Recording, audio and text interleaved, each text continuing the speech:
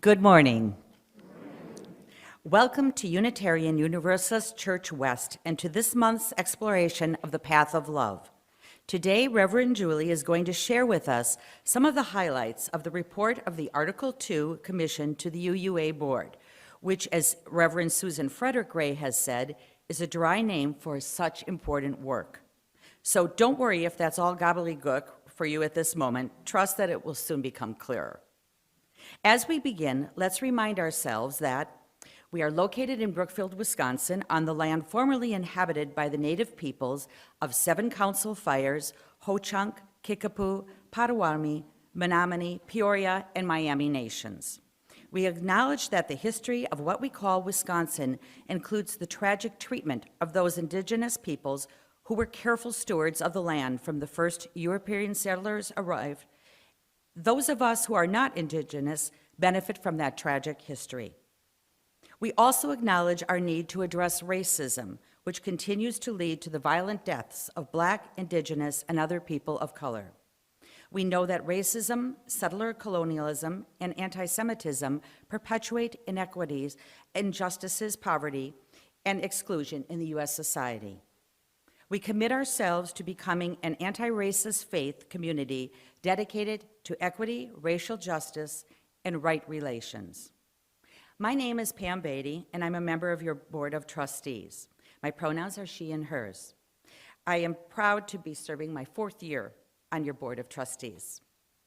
If you are visiting here for the first time today in person or with us online, know that we strive to create a place of belonging for all.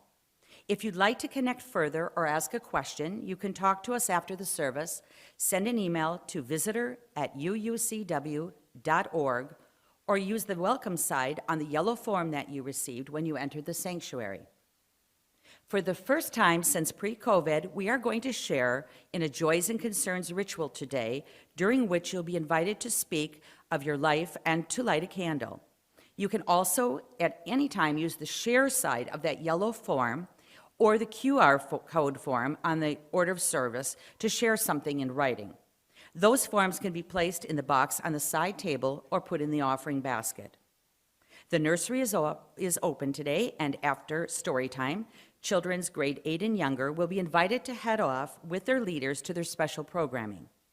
Always, this sanctuary is a multi-generational space, so please use the carpeted area at the front, the worship exploration table at the side, or the community room where the service is broadcast to spread out and be comfortable.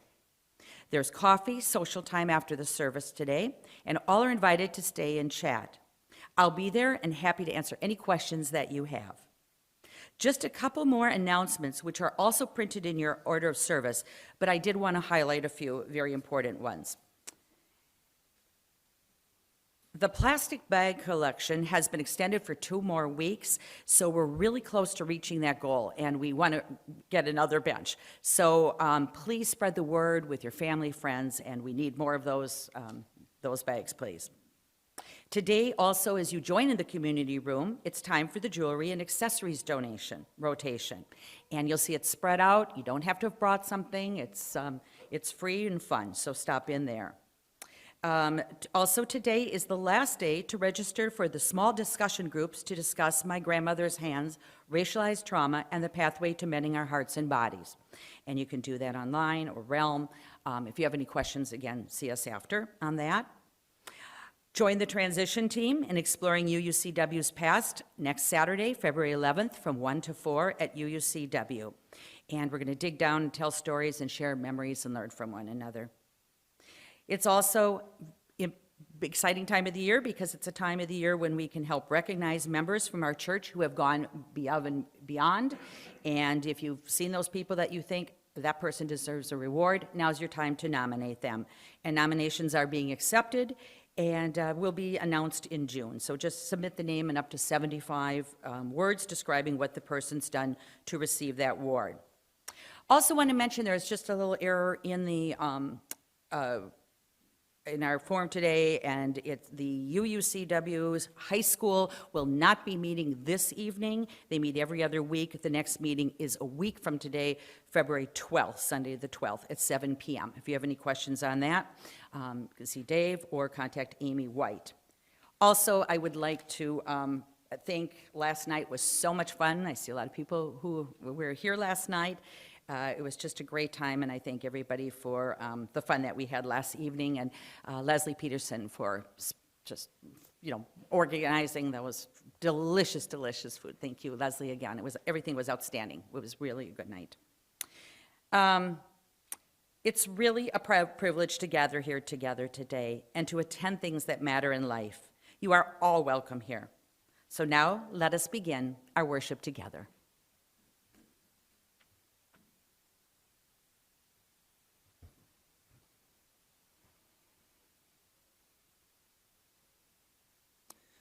These are the words of Cindy Terlazzo. With love as my guide. Amid the swirl of life's challenges, fears, and even moments of crisis, I make time to gaze at the sky, to see the vastness there, and to remember that this moment in time is but a flicker. Not an inconsequential flicker, for what I do and think now does matter. My work, though, is to let the debris of this world pass by while I anchor myself to what I know is true. Love, kindness, compassion, and caring for this precious life, this precious planet, and for all that calls this place home. This is my North Star. With love as my guide, how can I possibly go wrong? Come, let us turn our attention to love as the beating heart of our faith. In that way, how can we possibly go wrong? Let's put that to music. I invite you to stand or rise in body and or spirit to sing Love Will Guide Us, which is number 131 in the Gray Hymnal.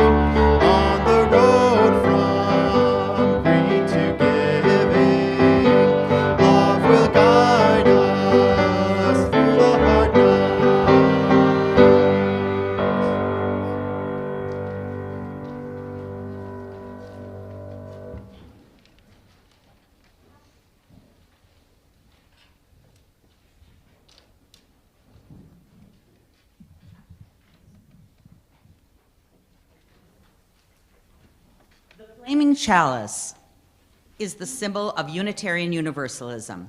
It holds the center of our faith, reminding us of all that binds us together in the ways of truth, justice, and love.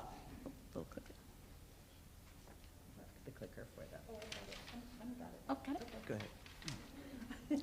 ahead. Today's chalice lighting words are those of Maureen Killeran. You'll find the words printed in your order of service. I invite you to join me in reading Love Can Transform the World. Love is the aspiration, the spirit that moves and inspires this faith we share.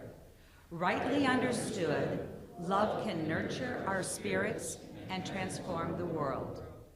May the flame of this chalice honor and embody the power and blessing of the love we need, the love we give, the love we are challenged always to remember and to share. With these words, acknowledging that love is the beating heart of our faith, we light our chalice.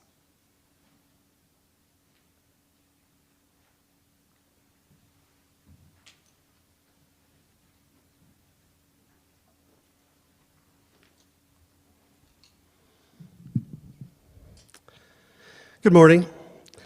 I'm Dave Cicero, Director of Lifespan Religious Education here at UU Church West. My pronouns are he and his.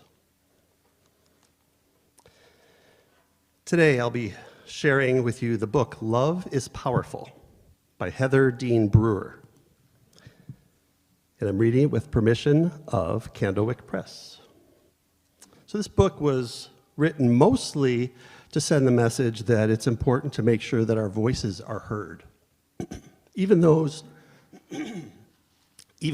voices coming from the youngest of us. Now, this is also one of our Unitarian Universalist principles, to make sure our voice is heard. Everyone has a voice. So the illustrations you see today are by Lewin Pham, and in the background of many of her pictures, words can also be seen on people's signs. Words like freedom, equality, peace, kindness, justice. Words that also have a prominent place in other Unitarian Universalist principles. But the title of the book has the one word that can probably be seen as the place from which all the principles come. Love is powerful.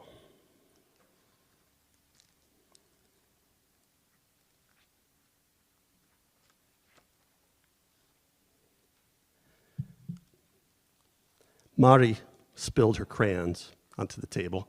They made a messy rainbow. "What are we coloring, Mama?" she asked. Mama smiled. "A message for the world."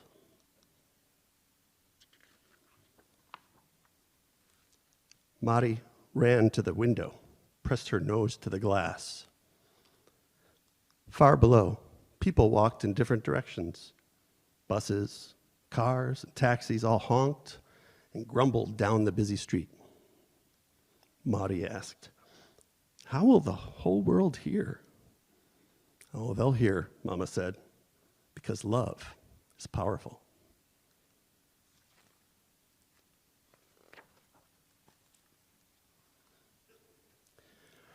Mari climbed onto her mama's lap. The crayons smelled sharp and new. Mama used one to write some letters. Even though Mama's words stretched across the poster, they'd be too small for the world to read, Mari thought.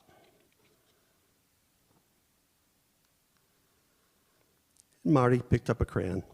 She made her own sign, and as she did so, she imagined her friends in their apartments across the city.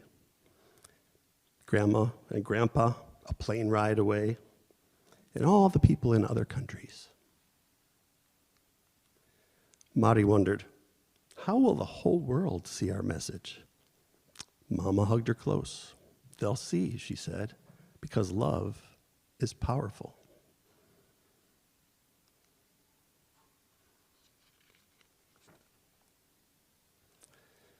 Mama handed her a coat, and they both laced up their shoes. Mari tucked the posters under one arm and held Mama's hand with the other. They slipped through the elevator doors. Down, down, down they went, all the way to the lobby.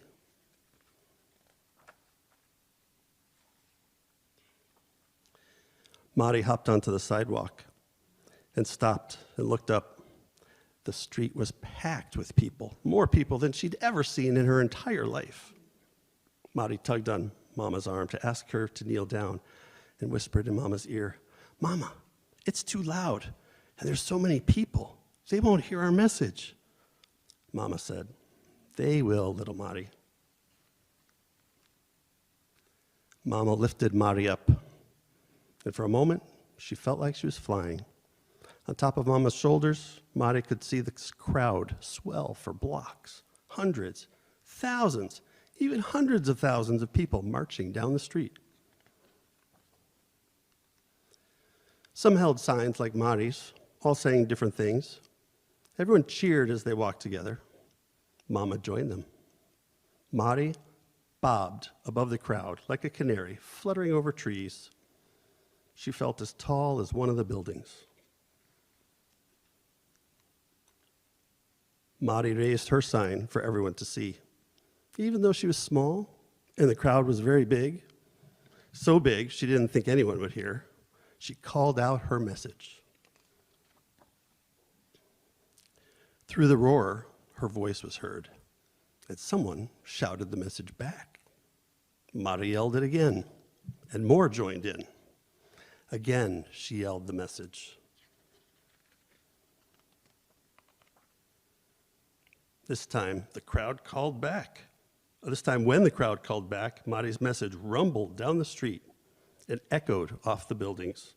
It was as loud as breaking waves.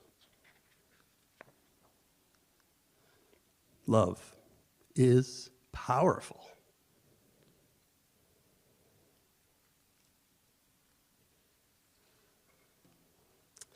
So what do you wonder as a result of hearing this story?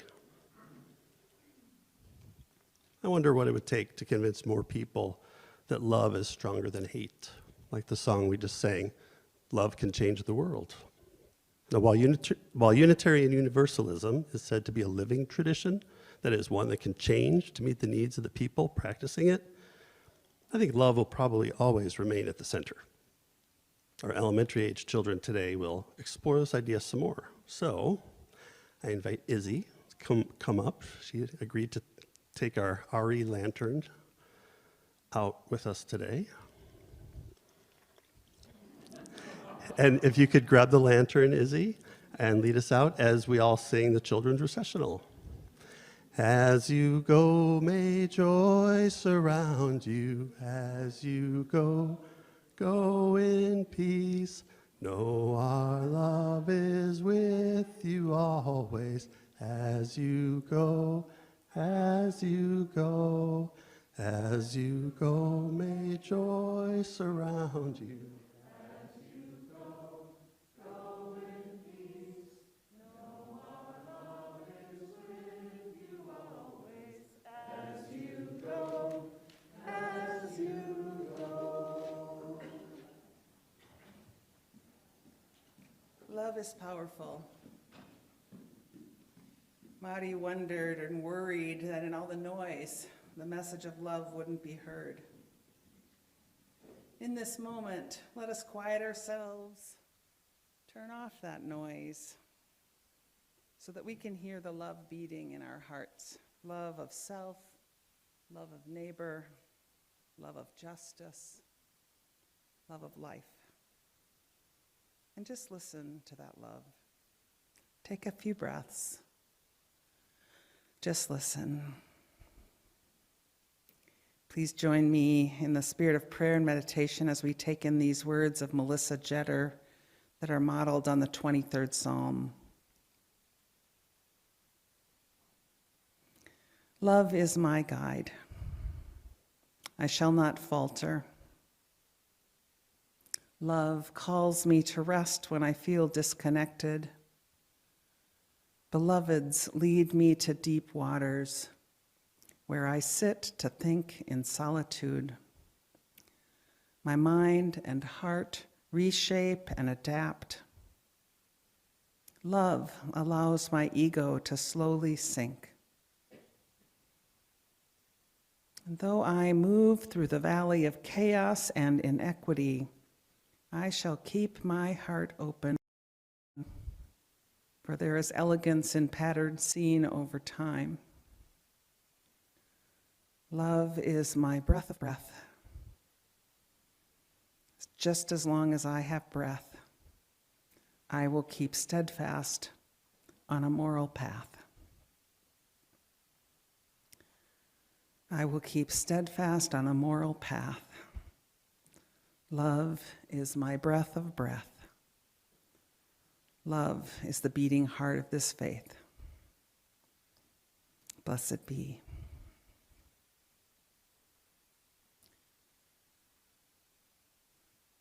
When UUCW began online services at the beginning of the pandemic and services began being posted online, a long shared and loved tradition of sharing our community joys and sorrows and gratitudes during the service was disconnected, I think out of a concern for confidentiality and not knowing quite how to do it digitally.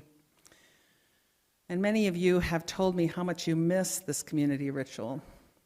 So today we're just going to experiment with bringing it back. I know we won't do it exactly as it was done before. It's important to remember that since we are now broadcasting services, while we will edit out this section of the service when we post the videos to be shared online, during the live service, we can't do that. So just know that what you share aloud will be heard, not only with those that are present in the room, but also with our friends who are with us online. So let that guide you in determining what and how you want to share. And also remember that if you'd like, you can always put something in writing using the yellow form or the QR code, and then choose how you'd like that to be shared. So I'm just going to move down to another spot here, grab another mic.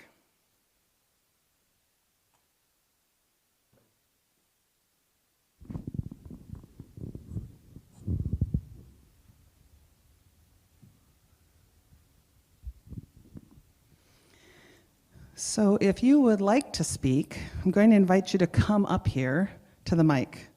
You can even line up to the side, perhaps going this way if you'd like. And if you prefer that we bring the mic to you, because it's difficult for you to get up and come here, then please just raise your hand and Pam will help get the mic to you if that's needed. So I invite you to bring your joys, your concerns, your gratitudes to this altar of community that we may surround you with love. As you do so, I'll light a candle for you.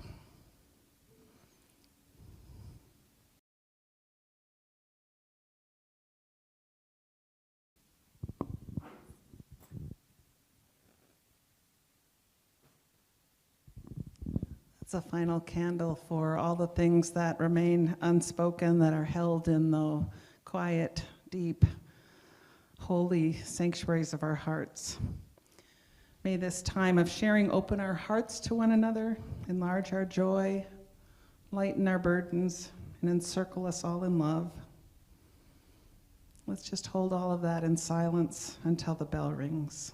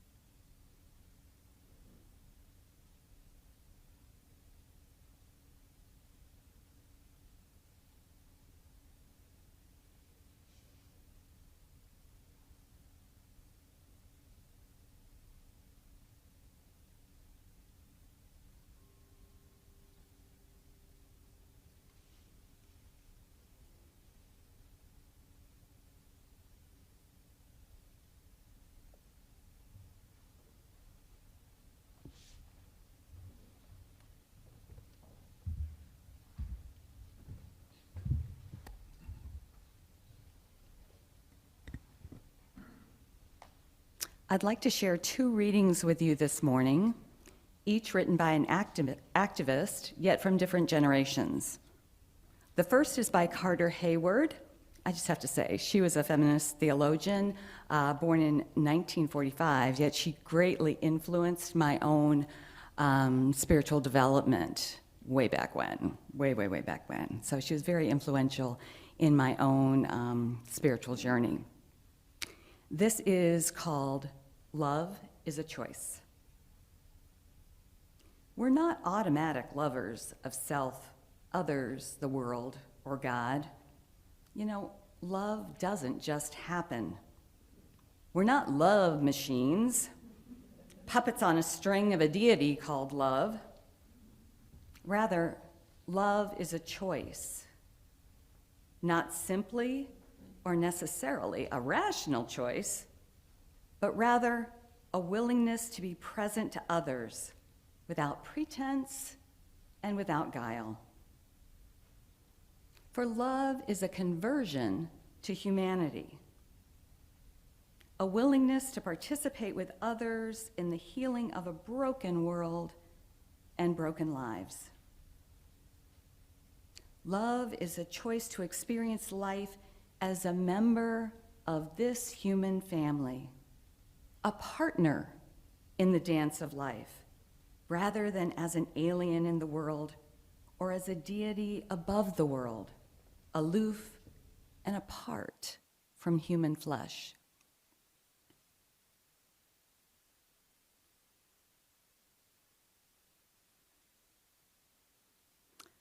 Our second reading is from Adrienne Marie Brown's book, Emergent Strategy. Brown was born in 1978 and is a writer, an activist, and a facilitator. Much of her work is based on the writings of science fiction author Octavia E. Butler. And Brown's first book, Emergent Strategy, was published in 2017. This reading is from that book, and it's called Humans' Core Function is Love. When we're engaged in acts of love, we humans are at our very best and our most resilient. It's the love and romance that makes us want to be better people. The love of children that makes us change our whole lives to meet their needs. The love of family that makes us drop everything around us to take care of them. It's a love of community that makes us work tirelessly with broken hearts. Now, perhaps humans' core function is really love. Love leads us to observe in a much deeper way than any other emotion. Just imagine if love were the central practice of a new generation of organizers and spiritual leaders. That would have a massive impact. If the goal was to increase love rather than willing or dominating a constant opponent, I think we could actually imagine liberation from constant oppression. We'd suddenly be seeing everything we do and every person that we meet, not through the tactical eyes of war, but through the eyes of love. We would see that there's no such thing as a blank canvas, an empty land, or a new idea. But everywhere, there is complex, ancient, fertile ground of potential. We would understand that the strength of our movement is in the strength of our relationships, which can only be measured by their depth. Scaling up would actually mean going deeper, being more vulnerable, and being more empathetic.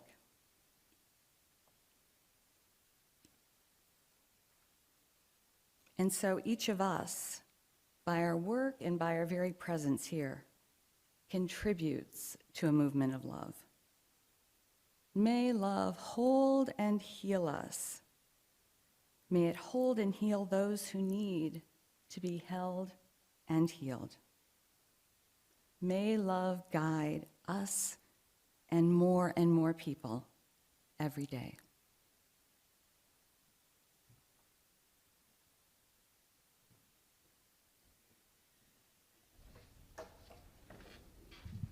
So let's step back a few hundred years and sing words about love that were written by John Greenleaf Whittier, set to an Irish melody. If you'd like and are able, please stand to sing number 10, Immortal Love. Ruben will lead us. Number 10.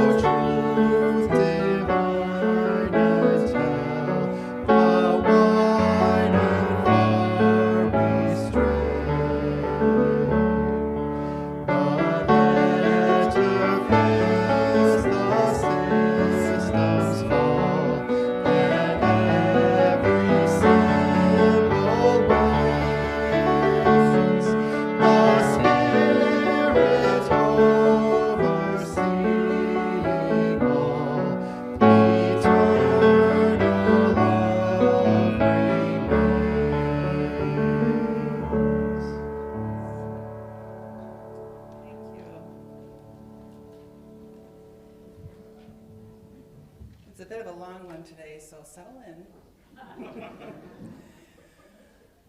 Is love at the center of this faith and of our lives? If not, should it be? Have you ever noticed that love is not mentioned in the current Unitarian Universalist principles? One of my long go-to podcasts is On Being. Used to be Speaking of Faith with Krista Tippett in Minneapolis. After a bit of a hiatus, they posted a new episode a few days ago, this one with Dr. Keltner, a professor of psychology at UC Berkeley and author of a new book called Awe, the New Science of Everyday Wonder and How It Can Transform Your Life. Now, I know we're talking about love today, not awe, but just give me a minute, or 20, maybe. Apparently, in that book, Keltner summarizes his research into the experience of awe, which he says is measurably health-giving and immunity-boosting. And in fact, he says that the answer to how to live a good life is to find awe. Awe, frequently experienced in one's body as goosebumps or maybe tears. And one of Keltner's findings is that the most common experience of awe is found in witnessing moral beauty. That is, seeing everyday kindness and courage and strength and love in other people. Moral beauty. Isn't that something? Moral beauty. I love the idea of that. I'd love to have that. I'd love to see it in you and you and you and you and, well, just everywhere. And this, my friends, is one way to think about or to look at the work of the Article 2 Study Commission, the hardworking folks who just presented their final report to the UUA board, that's the Unitarian Universalist Association, and the report that has been at the center of many conversations so far and many to come, work that will most assuredly be the main focus of this year's General Assembly. And doesn't that just make you want to be a delegate? It's in the end of June in Pittsburgh, so see someone on the board if you'd like to be a delegate for this congregation, because it's quite an exciting role, and I think especially exciting this year. So, what the heck, you might be wondering, is Article 2? Well, it's the place in the UUA bylaws where our principles and purposes are embedded. And what are those? Well, I invite you to pick up a hymnal, turn to the hymn that's number 1, and then go back a page. That's the easiest way to find it. The pages aren't numbered there. So turn to number 1 and then go back a page. Or if you're online, go to the UCW website and click on About Us and then scroll down to the bottom. But anyway, right there, either on the website or in the hymnal, are the current principles and purposes of the UUA, sort of. Now, depending on the publication date of the hymnal that you have in your hand, something may be missing. Look at the sources, which are the bottom half of the page. Which of you have there the last current source, which is Spiritual Teachings of Earth-Centered Religions? Raise your hand if you see that one. Oh, look around the room. There's a lot of hymnals that don't have that in it. Wow. That was adopted in, I think, 1985. So some of the hymnals were published before that.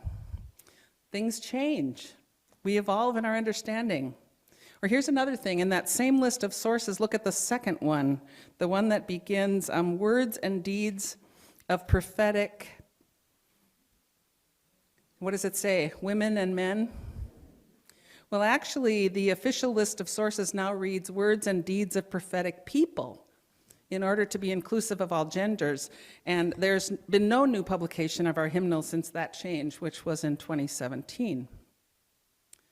Now, you might also note that the 8th principle, journeying towards spiritual wholeness, which would have been at the bottom of the top list, journeying towards spiritual wholeness by working to build a diverse, multicultural, beloved community by our actions that accountably dismantle racism and other oppressions in ourselves and our institutions, a principle that was adopted by this congregation in 2020, is not listed.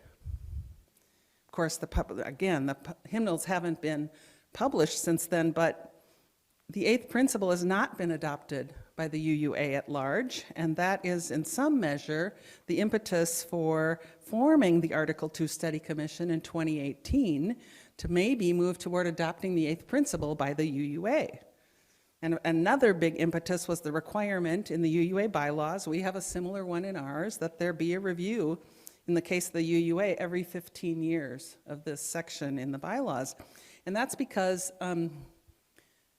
the statements of faith, if you want to call it that, from Unitarian Universalist history go way back in many, many changes. If you go back to the principles that were adopted at the time of the merger in 1961, they're full of language about the mankind and the brotherhood of all.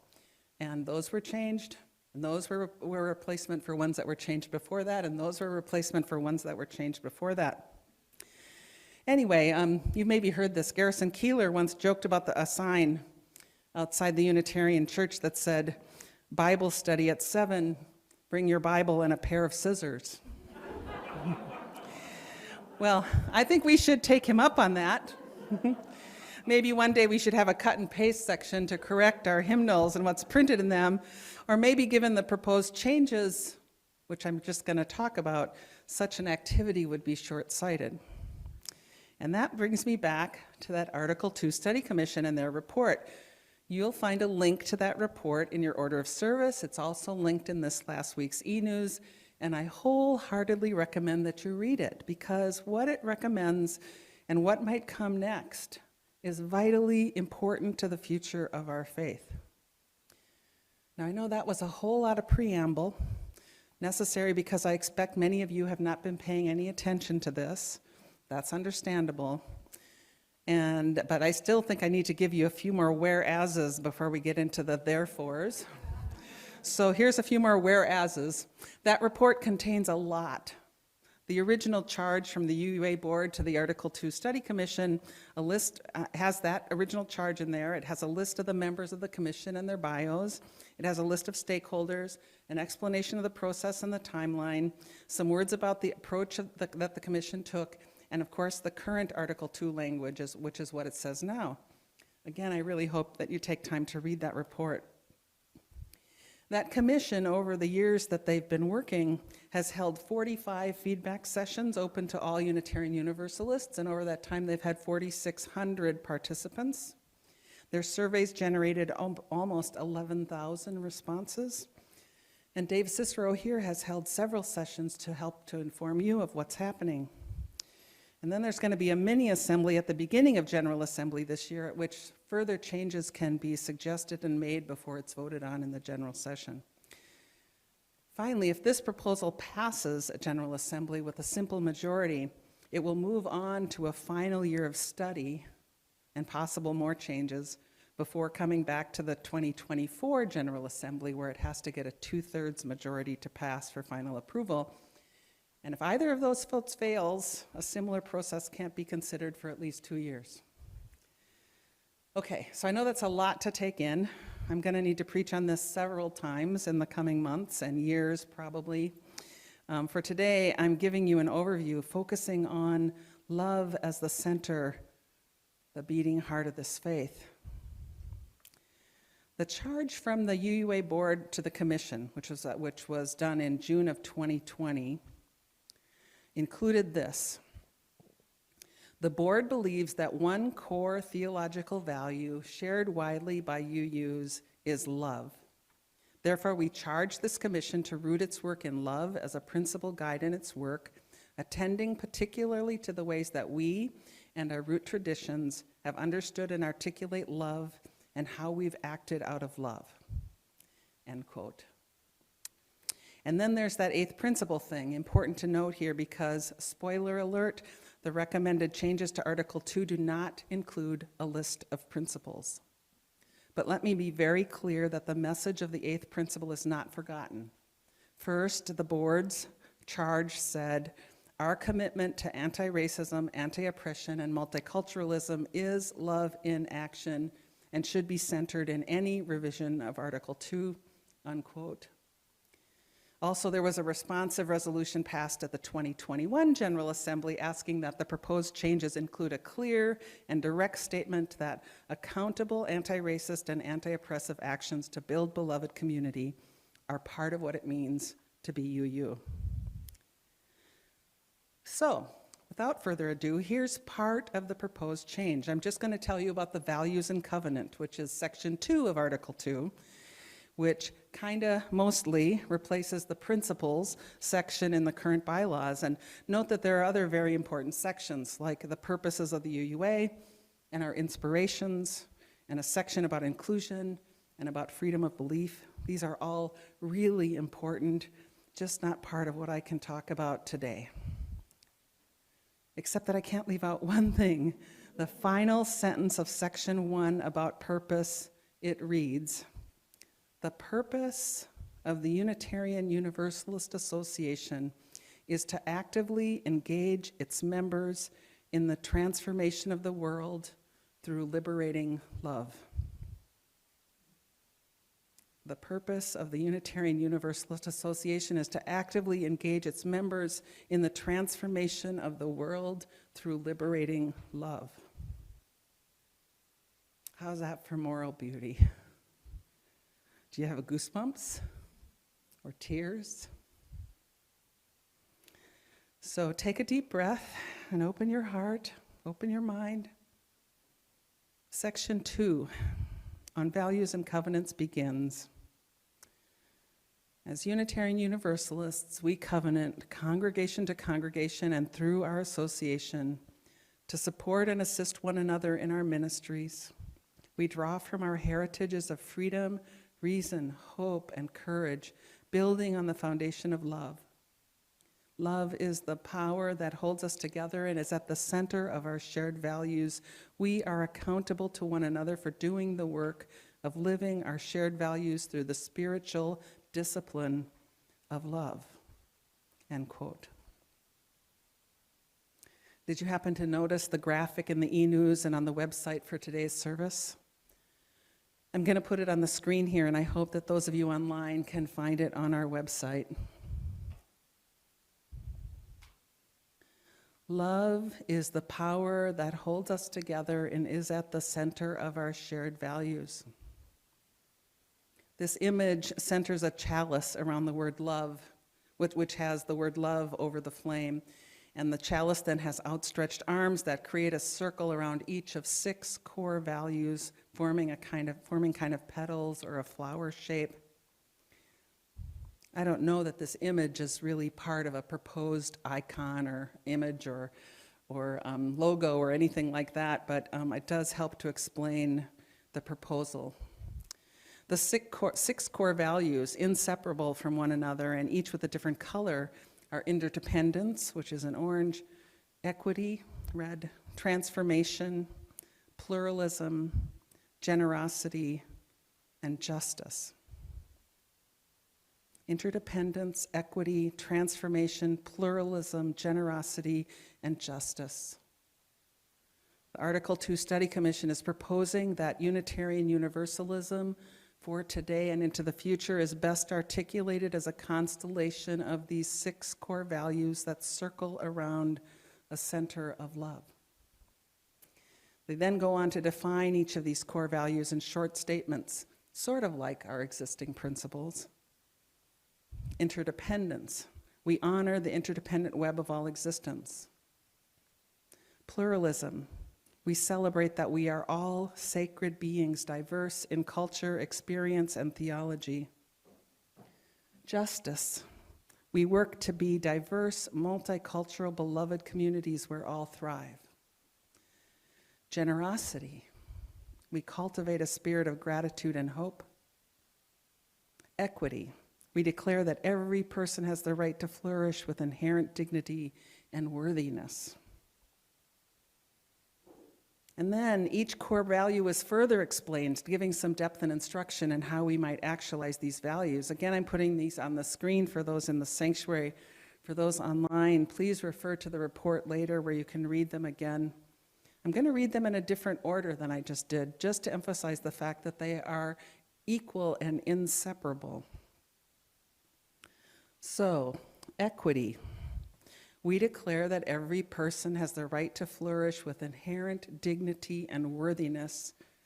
We covenant to use our time, wisdom, attention, and money to build and sustain fully accessible and inclusive communities. Transformation.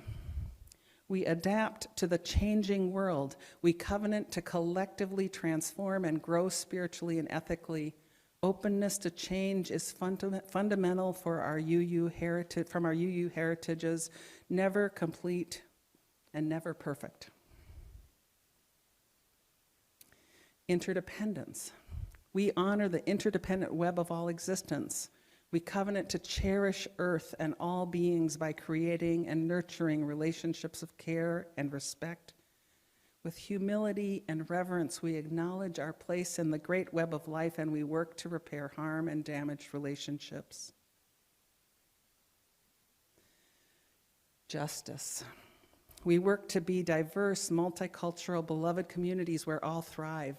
We covenant to dismantle racism and all forms of systemic oppression.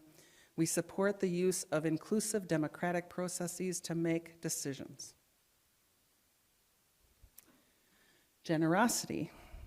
We cultivate a spirit of gratitude and hope.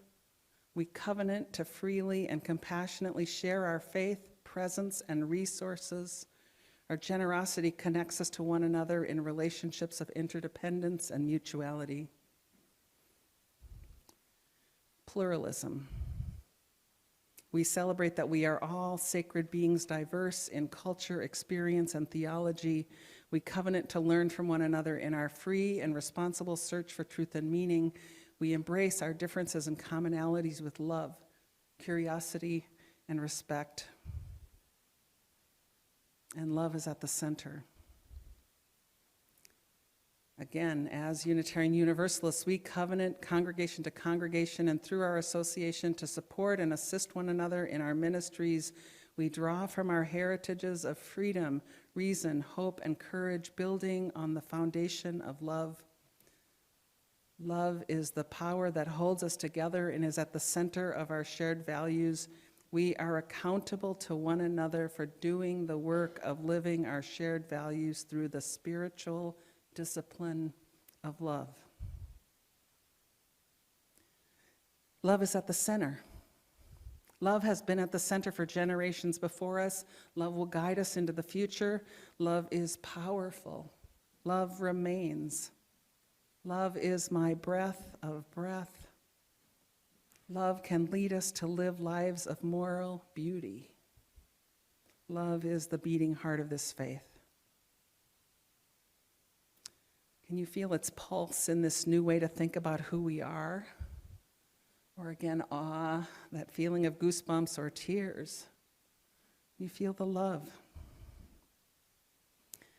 You might love this, or feel a bit unsure, or have a strong negative reaction. I don't know. We love our current principles, and it's difficult to consider this big change. I only ask that you sit with this. Let's talk about it. Let it sink in. Let it brew for a while. Give it some time. Read the full report for sure. And we'll absolutely be talking about the proposed changes more. All of them. Lots more. For now, I just want to leave you with a few thoughts. A wise colleague put it sort of like this. Just think about how much we've learned in the last 30 years since Article 2 was last substantively changed. Just think how much society and the world has changed since then. Don't we need new language and a new way of expressing ourselves to live into and to be relevant to these times? And the introduction to the Commission's report reads, "It's time for us to do a review and make changes so that we are living into the UUism of the future, a Unitarian Universalism that holds us in times of great need and ethical and moral and spiritual crisis. We are in one of those times now," unquote. And finally, some of you may know well the hymn As Tranquil Streams. I can't remember where it is in the hymnal, maybe 46 or something like that. It was commissioned for the merger of the Unitarians and the Universalists in 1961, and it says, that's how they felt at this time, it says, "We must trust the dawning future, for it awaits our liberating ministry." We sing those words, so go forth in the power of love, proclaiming that which shall make us free. May it ever be so. Blessed be. Amen.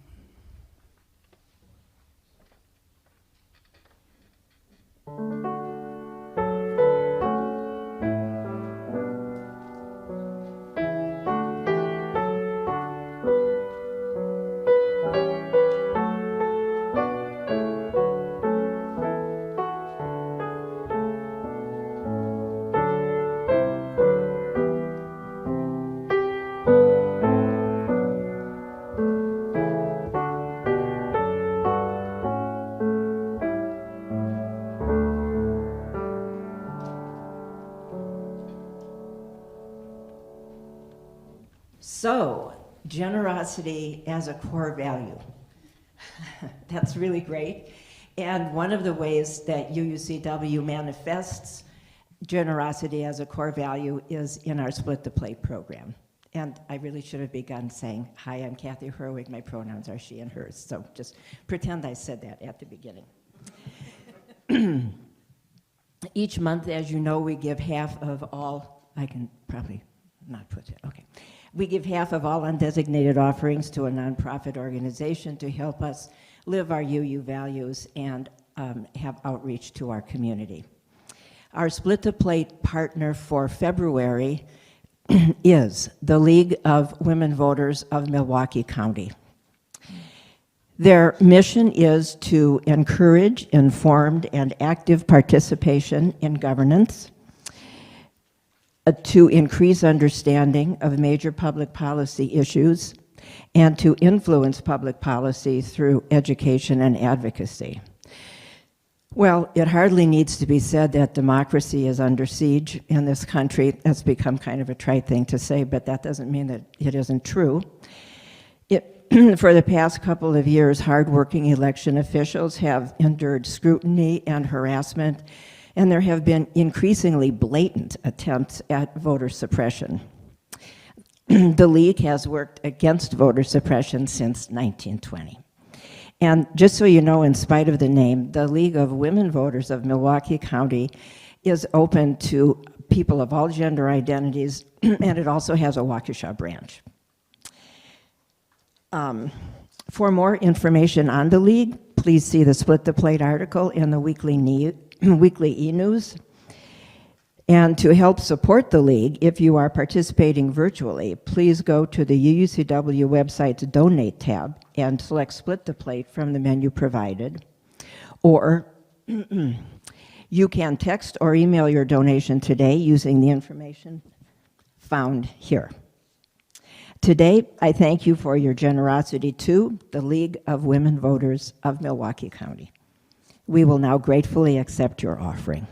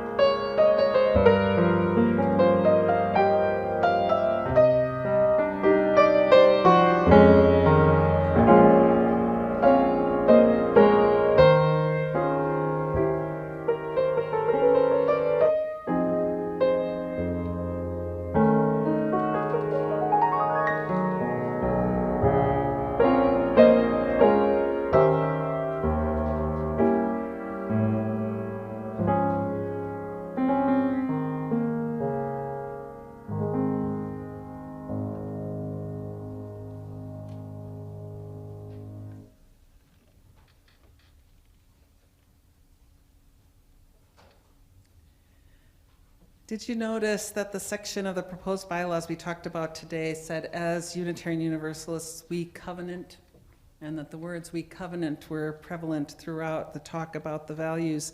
This is a covenantal faith, which is to say that we're held together by our promises to walk together in love.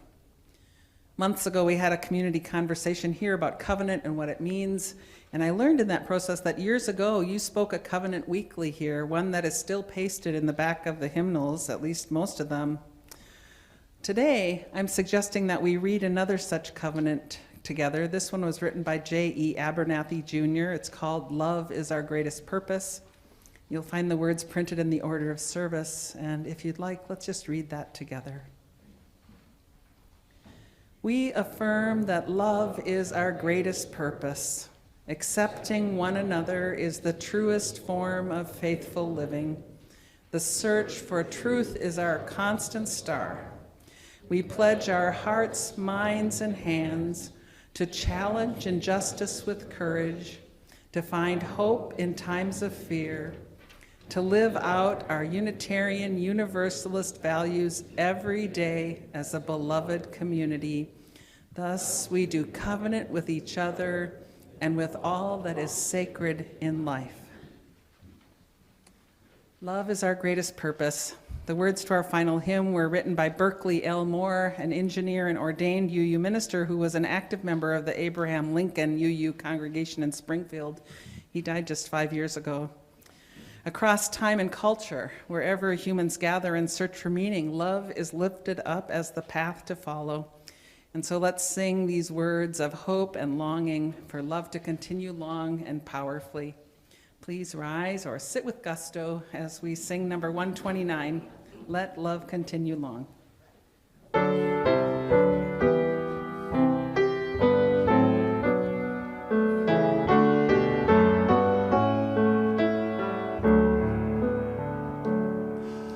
Let love continue long and show to us the way. And if that love be strong, no hurt can have a say. And if that love remain but strong, no hurt can ever have a say. If love cannot be found, no common faith prevails. When love does not abound, a common faith will fail. When human love does not abound, a common faith will always fail. If we in love unite, debate can cause no strife. For with this love in sight, disputes enrich our life. For if that bond of human love, disputes can mean a richer life. May love continue long and lead us on our way. For if that love be strong, no hurt can have a say. For if that love remain but strong, no hurt can ever have a say.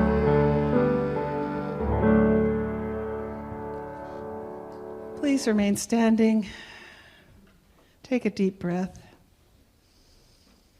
Gather up whatever inspiration or comfort or connection you found here today and give thanks for all the hands and voices that made this time possible and for the love of this community. Offer a prayer of gratitude for all the blessings we have.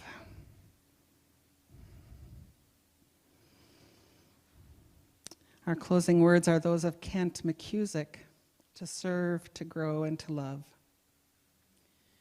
In the name of all that is holy, may the connections between us inspire and sustain us. May the flame of life within us and amongst us be a sacred reminder that we are all called to serve, to grow, and to love as we continue this journey of transformation. Amen, and blessed be.